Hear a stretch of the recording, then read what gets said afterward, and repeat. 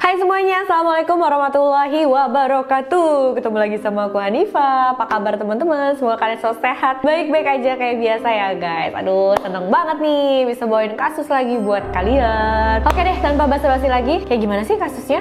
Langsung aja yuk kita bahas.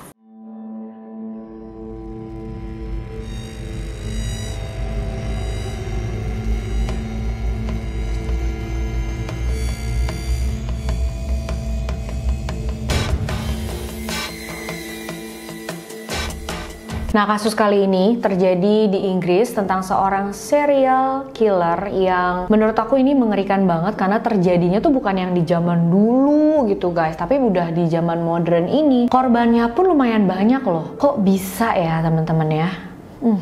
Jadi kasusnya itu dimulai dari seorang wanita yang bernama Millie Dowler. Millie lahir pada bulan Juni tahun 1988 dari pasangan yang bernama Bob dan Sally Dowler. Millie adalah anak bontot alias anak bungsu ya di keluarganya, dan dia punya kakak perempuan yang bernama Gemma. Mereka tuh cuma beda beberapa tahun aja. Nah, biasanya adik kakak kalau beda berapa tahun gitu kan suka nggak akur ya, tapi mereka berdua ini justru akur banget guys, deket banget.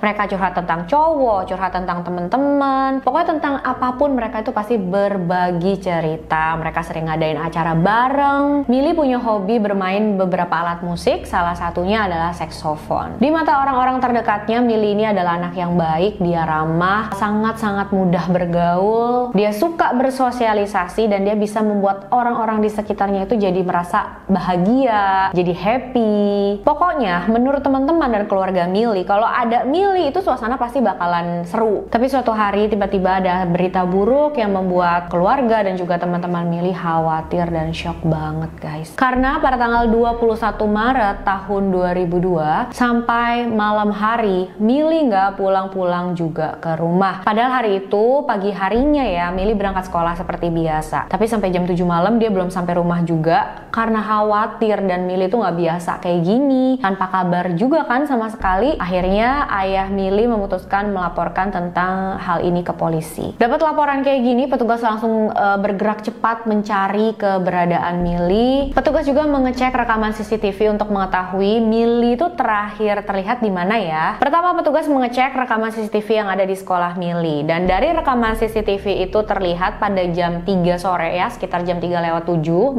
Millie turun tangga di sekolahnya itu dia pulang sekolah ya teman-teman. Terus jam 15:20, jam 3:20 Millie kelihatan ada di sebuah stasiun kereta, naik ke dalam sebuah kereta. Millie bersama teman perempuannya saat itu, dan mereka turun di stasiun Walton-on-Thames, Inggris, dan datang ke sebuah kafe yang ada di sana. Nah, pada saat itu sekitar jam 3:47 ternyata Millie sempat kabarin ke ayahnya. Millie bilang ke ayahnya kalau dia akan pulang sekitar setengah jam lagi karena dia mau hangout dulu gitu ya sama temennya. Pada jam 4:05 sore itu Millie dan teman perempuannya terlihat keluar dari kafe tersebut. Mereka berpisah untuk pulang ke rumah masing-masing. Nah, setelah berpisah dengan teman perempuannya itu, Millie terlihat lagi oleh seseorang. Orang yang melihat Millie ini adalah temannya Gemma. Jadi temannya Gemma ini lagi mau naik bus ya guys, lagi nunggu bus, dan dia melihat Millie lagi berjalan menuju ke salah satu stasiun kereta yang ada di sana. Tapi sayangnya temannya Gemma ini namanya Catherine. Nah, busnya dia udah datang, jadi dia nggak sempat nyamperin Millie, dia langsung naiklah ke busnya dan pulang, dan itu terakhir kalinya Millie terlihat. Setelah itu Millie nggak pulang ke rumah, nggak terlihat lagi di CCTV manapun, dan ya dia tiba-tiba menghilang. Setelah laporan menghilangnya Millie ini, petugas benar-benar menangani kasus hilangnya Millie dengan sangat serius. Sampai ada 100 petugas diturunkan untuk mencari, helikopter juga diterbangkan untuk mencari dari udara, bahkan anjing pelacak juga beberapa dikerahkan ya teman-teman. Sampai ada seorang detektif khusus yang sebelumnya memang sudah biasa menangani kasus-kasus anak dan remaja hilang seperti ini, disuruh menangani, membantu ya kasusnya Millie ini guys. Semua teman-teman Millie yang melihat dia di stasiun juga diwawancara. Pokoknya benar-benar dilakukan secara besar-besaran ya pencarian ini, karena memang Millie adalah anak yang baru berumur 13 tahun. Petugas gak mau sampai gagal menangani kasus ini. Pencarian Millie itu dilakukan di semua tempat termasuk jalanan, sungai. Petugas petugas memusatkan pencariannya di area sekitar stasiun Walton, di mana Millie terakhir kali terlihat di sana turun dari kereta bersama temannya. Tapi setelah berhari-hari petugas masih belum juga berhasil menemukan Millie, guys. Dan saat itu ada beberapa berita yang simpang siur ya, guys. Ada yang menduga kalau Millie itu pergi dari rumah karena kemauannya sendiri, kayak kabur gitu ya teman-teman. Padahal ya ini nggak masuk akal karena sebelumnya Millie nggak pernah ada masalah dengan keluarga atau dia kayak kabur dari rumah. Dia bukan remaja semacam itu ya teman-teman. Hubungannya dengan keluarganya itu sangat baik. Tapi justru orang tuanya saat itu kayak berharap banget kalau Millie memang melakukan hal itu. Ya aku ngerti banget sih ya kalau sebagai orang tua kayak lebih baik ya udah nggak apa-apa deh kamu kabur. Yang penting kamu baik-baik aja nih gitu. Di dalam pikiran orang tua masih berharap kayak gitu, guys. Daripada Millie itu diculik atau mengalami hal lain yang lebih mengerikan. Saat menghilang itu kan Millie masih membawa handphonenya ya. Jadi orang tuanya itu berusaha menghubungi ke handphone milik Millie tapi nggak ada respon. Karena ingin mendapatkan info lebih, orang tua Millie memutuskan untuk tampil di sebuah acara TV yaitu Crime Watch. Dan mereka menjelaskan bagaimana kronologinya Millie bisa menghilang. Dalam acara itu, Sally, ibu Millie, mengatakan sesuatu supaya anaknya bisa cepat pulang. Dia bilang, sayangku Millie, kalau kamu menonton dan mendengar ini, ibu, ayah, Gemma, dan semua keluarga sangat sayang sama kamu dan sangat rindu sama kamu Millie. Kamu harus tahu itu. Memang menyedihkan banget ya teman-teman ya. Dan gak heran kalau kasusnya Millie ini benar-benar menjadi sorotan warga di sana dan juga media. Pada tanggal 23 April 2002, ada berita tentang penemuan mayat di Sungai Thames yang memicu spekulasi media bahwa itu adalah jasad milik Millie. Tapi ternyata bukan, teman-teman. Itu adalah jasad seorang pria tua berusia 73 tahun yang sebelumnya memang dinyatakan menghilang dan kematiannya pun dinyatakan sebagai kecelakaan. Jadi memang nggak ada hubungannya dengan kasus Millie Dowler. Nah, saat itu pastinya keluarga dan orang tua Millie masih berharap kalau ya Millie akan ditemukan dalam keadaan hidup dan baik-baik aja. Pencarian masih terus dilanjutkan sampai dari keluarga Millie itu menawarkan uang sebesar 100.000 pound sterling untuk siapa aja yang bisa menemukan Millie. 3 bulan kemudian, petugas mendapat info lagi tentang penemuan jasad. Jasadnya itu ditemukan di sebuah area hutan sana, sudah dalam keadaan yang membusuk, bahkan ya udah sulit diidentifikasi, sudah sulit ditemukan penyebab kematiannya apa. Tapi petugas berhasil ambil sampel DNA dari gigi di jasad tersebut dan setelah dicocokkan bisa dikonfirmasi kalau itu adalah jasad milik Millie Dowler. Mimpi buruk orang tuanya menjadi kenyataan ya guys. Akhirnya Millie ditemukan tapi dalam kondisi sudah tidak bernyawa lagi. Kematian Millie ini dianggap janggal sama petugas. Kenapa? Karena pada saat jasad ditemukan itu tanpa busana sama sekali, nggak ada pakaiannya Millie di situ, nggak ada barang-barangnya Millie sama sekali di situ, entah kayak sepatu, tas, dompet, atau apapun. Udah gitu mirisnya nih teman-teman, pada saat penyelidikan dalam kasusnya Millie ini berjalan, banyak oknum-oknum jahat yang aku nggak ngerti ya kenapa mereka melakukan hal ini, tapi mengambil kesempatan dari penyelidikan ini. Ada nih surat ancaman yang dikirimkan ke keluarganya Millie gitu, dan pria di surat ini mengaku kalau dia adalah pelakunya yang sudah membunuh Millie. Tapi setelah diinvestigasi lebih lanjut, ternyata yang menulis surat ini adalah seorang napi. Dia ada dalam penjara. Memang kasusnya dia itu bisa ditangkap karena melakukan pelecehan seksual kepada anak di bawah umur. Tapi ya bukan dia pelakunya. Dia cuma ngaku-ngaku aja, mungkin kayak mau cari perhatian, entahlah. Makanya aku bilang, aku gak ngerti kenapa ya. Kenapa gitu ada orang yang melakukan hal kayak gini. Akhirnya pria ini yang tadinya cuma ditahan di penjara selama 56 bulan karena melakukan mengirimkan surat ancaman ingin membunuh gitu ya ke keluarga Millie, hukumannya ditambahin 5 tahun lagi guys. Ada juga ya seorang wanita yang bernama Leanne Newman dari Tewkesbury, Inggris gitu ya, dari salah satu area di Inggris, dan dia itu menelpon keluarga Millie terus-terusan, ke teman-temannya, ke polisi juga bahkan, dan mengaku sebagai Millie. Coba kalian bayangin. Dia juga akhirnya ditangkap dan diberikan hukuman 5 bulan penjara. 5 bulan setelah penemuan jasad Millie, kasus lain terjadi lagi dan lumayan menarik perhatian warga di sana. Kasusnya ini dialami sama seorang gadis berumur 19 tahun yang bernama Marcia Louise McCann. McDonald. Marsha dan keluarganya tinggal di area Hampton, Inggris. Tanggal 5 Februari 2003, Marsha itu jalan ya sama teman-temannya. Nah, setelah selesai dia pulang naik bus sendirian, dan saat itu memang posisinya sudah malam, sudah gelap juga jalanan. Nah, setelah turun dari bus itu, Marsha jalan kaki sendirian mau pulang ke rumahnya. Sebenarnya itu udah nggak begitu jauh guys jaraknya. Tapi saat itu tiba-tiba dia diserang sama seorang pria yang nggak dikenal dari belakang, dipukul bagian belakang kepala Marsha dan dia langsung teriak. Nah, salah satu tetangga yang ada di sana sempat dengar teriakannya Marsha. Tetangga itu pun langsung cepat-cepat keluar ya, pengen tahu ada apa gitu, siapa itu. Tapi sayang pada saat tetangga itu keluar, penyerangnya sudah pergi. Marsha berhasil dilukai, dia sudah dalam posisi tergeletak dengan luka serius di bagian kepalanya. Luka tersebut ternyata disebabkan oleh benda tumpul yang dipukulin berkali-kali guys. Marsha sempat dibawa ke rumah sakit, tapi sayang setelah 2 hari dirawat, dia nggak bisa diselamatkan lagi guys. Setelah kasus Marsha ini, ternyata ada lagi gadis lain berumur 22 tahun yang mengalami hal serupa, namanya Amélie. Amélie ini adalah seorang mahasiswa asal Prancis. Dia baru pindah ke Inggris selama 2 tahun. Dia bekerja di sebuah kafe yang ada di Inggris, dan pada tanggal 19 Agustus 2004, Amélie itu pergi minum-minum di sebuah bar bersama teman-temannya. Setelah selesai, mereka pulang. Amélie pulang ya, berpisah dengan teman-temannya. Dia sendirian, itu sekitar jam setengah 10 malam. Dia naik bus ya sendirian malam itu, tapi udah sampai pemberhentian nih, seharusnya dia turun. Nah, Amélie nggak turun, kelewat gitu guys. Mungkin dia ketiduran atau gimana ya, karena udah malam. Nah, karena kelewat ya udah akhirnya dia turun di halte berikutnya. Pas turun di situ pastinya dia harus jalan dong, lumayan jauh ya untuk ke rumahnya. Di tengah perjalanan ke rumahnya, Amélie diserang oleh pria yang nggak dikenal, persis seperti Marsha diserang tadi guys. Dipukul di bagian belakang kepalanya, dan Amélie itu berhasil ditemukan ya sama seorang pejalan kaki yang lewat di sana, langsung dibawa ke rumah sakit. Tapi sayangnya dia juga nggak bisa diselamatkan, dinyatakan meninggal malam itu juga. Nggak berhenti sampai di situ aja, karena selain kasus Marsha dan Amélie, ternyata ada remaja lain, gadis lain yang mengalami hal sama. Umurnya baru 18 tahun, dia bernama Cat Sheedy. Tapi bedanya kali ini Cat itu udah sadar kalau ada orang yang mencurigakan ngikutin dia. Ceritanya gini guys, pada tanggal 28 Mei 2004, itu sekitar 15 bulan ya setelah penyerangan pada Marsha, Cat baru pulang main sama teman-temannya, naik bus sendirian. Turun dari bus, dia mau nyebrangkan, tapi saat itu Cat nyadar kok kayak ada mobil ini ngebuntutin aku ya, ngikutin aku terus. Ternyata benar teman-teman, walaupun saat itu Cat udah siap,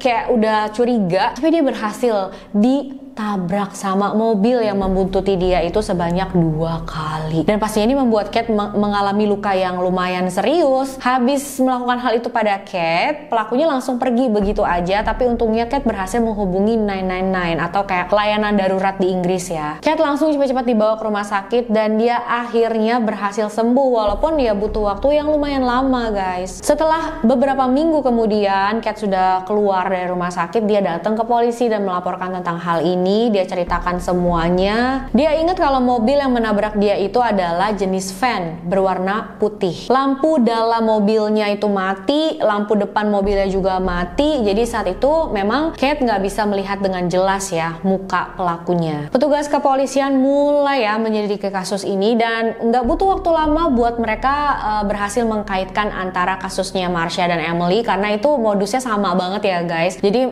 mereka menduga kalau pelakunya memang orang yang sama. Nah, setelah petugas cek CCTV yang ada di halte bus dan juga kamera yang ada di dalam bus yang ditumpangi oleh Marsha dan Amélie, petugas berhasil menemukan dan mengetahui kalau Amélie dan Marsha pada saat turun dari bus tuh memang mereka dibuntuti sama satu mobil dengan jenis yang sama gitu. Mereka cari tahu ya siapa pemilik mobil itu, karena plat nomornya juga ternyata bisa terbaca. Nah, mobil tersebut ternyata milik seorang pria yang bernama Levi Bellfield. Levi Bellfield atau juga dikenal sebagai Levi Rabbits, lahir pada tanggal 17 Mei 1968. Dia punya 4 saudara kandung, 2 laki-laki dan 2 perempuan. Dia lahir dan dibesarkan di London, Inggris. Levi dan saudara-saudara itu berasal dari keluarga yang baik. Mereka dibesarkan dan tumbuh dengan baik juga. Tapi sayangnya pada saat Levi berumur 10 tahun, ayahnya meninggal dunia karena leukemia. Mulai saat itu kehidupan Levi dan keluarganya menjadi kacau teman-teman. Beranjak dewasa, ternyata Levi berubah menjadi anak yang nakal.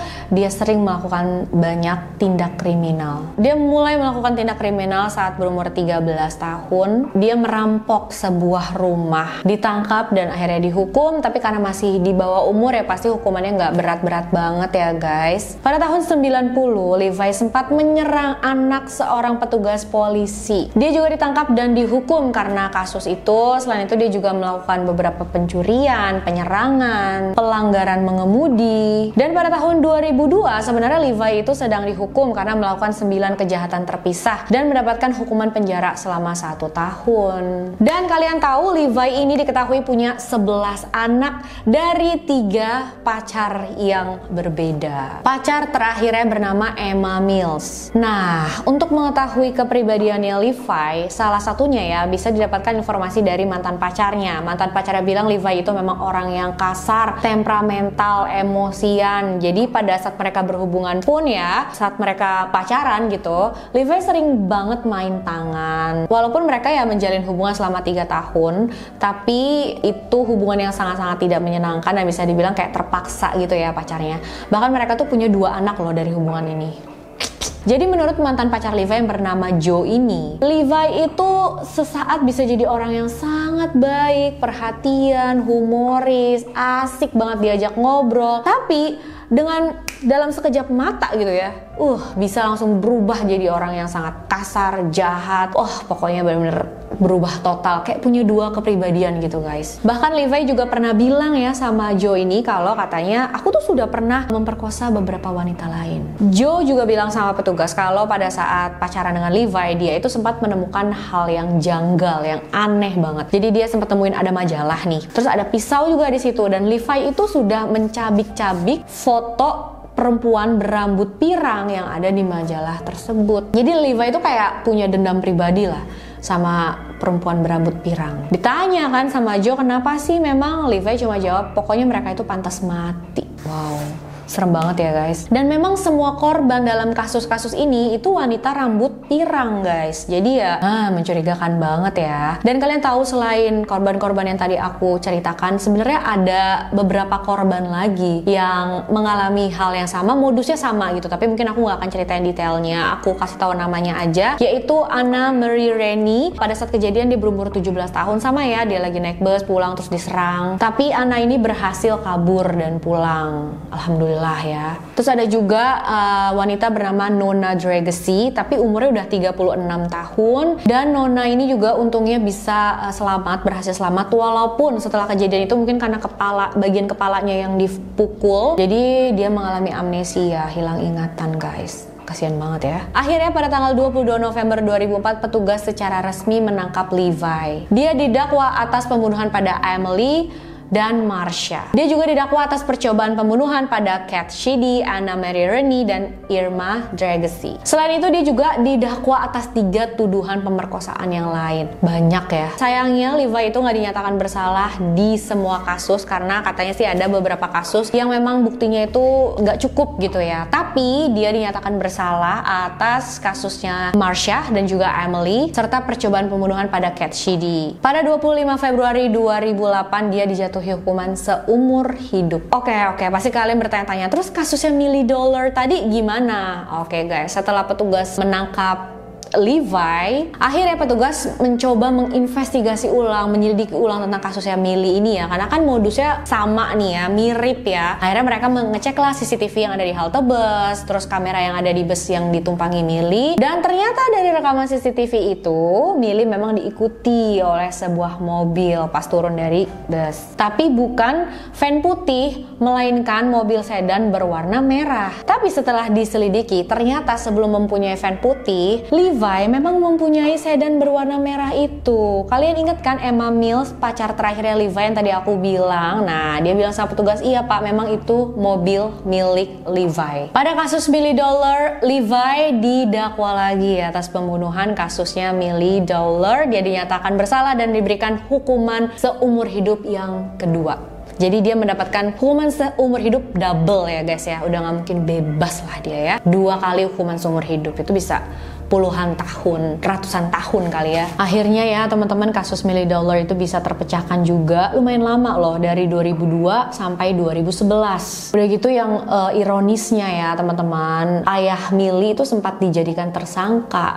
Nggak ngebayangin sih perasaannya gimana ya, karena kehilangan anak saat anaknya sedih banget, udah gitu dituduh sebagai tersangka. Tapi yang nggak bisa nyalahin petugas juga, karena kan petugas hanya mengikuti investigasinya itu kemana berjalan. Dan kalian tahu ternyata Levi itu sudah lama loh melakukan hal-hal semacam ini, karena ya dia juga didakwa atas pembunuhan gadis perempuan bernama Patricia Joyce Morris atau dikenal sebagai Patsy Morris yang umurnya baru 14 tahun. Itu terjadi pada tanggal 16 Juni 1980. Ya ampun, aku makanya ya karena hal ini jadi nggak tahu pasti nih sebenarnya korbannya Levi itu ada berapa orang. Bisa jadi lebih banyak dari yang diketahui ya guys. Nah, dugaannya kasus Patsy ini adalah awal mulanya gitu loh guys, Levi melakukan semua hal ini. Jadi Patsy ini adalah wanita berambut pirang di sekolahnya, dan kabarnya sih ada info yang mengatakan kalau Levi saat itu menyukai Patsy. Dia menyatakan cintanya, tapi Patsy menolak dengan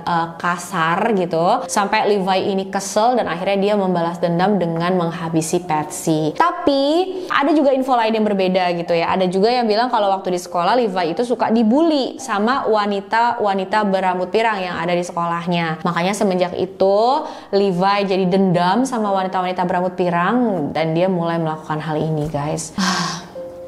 Entah ya yang mana alasannya, yang jelas ini bener-bener kok bisa gitu teman-teman, sampai di zaman modern masih melakukan hal itu. Untungnya bisa ketangkep ya sekarang ya, dia udah di penjara, udah nggak bisa mencari korban baru lagi. Info terakhir yang aku dapat kalau Levi ini masih menjalani hukumannya dalam penjara, tapi dia sudah punya pacar. Bahkan dia habis melamar pacarnya ini guys. Wah, luar biasa.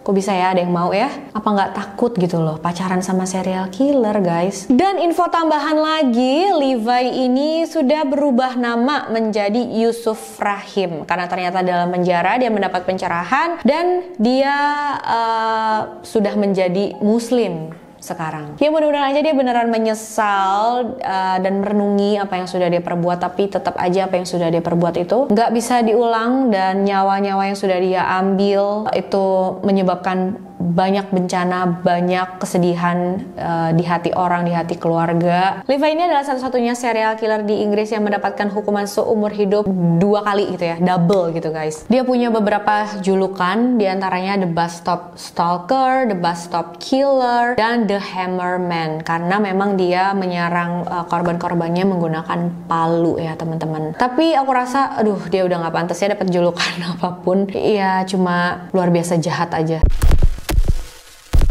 Oke guys, itu dia ceritanya. Menurut kalian gimana teman-teman? Aku pengen banget dengar apa pendapat kalian. Dan untuk kalian yang mau request kasus, boleh banget ya, silahkan kirim DM ke Instagram aku hanifahstory92. Jangan lupa di follow juga ya itu Instagramnya guys. Like video ini kalau kalian suka, subscribe juga channel aku biar nggak ketinggalan video-video baru, dan share video ini sebanyak-banyaknya biar makin banyak yang nonton, aku makin semangat juga bikin videonya. Oke guys, sampai jumpa di video selanjutnya ya. Bye-bye!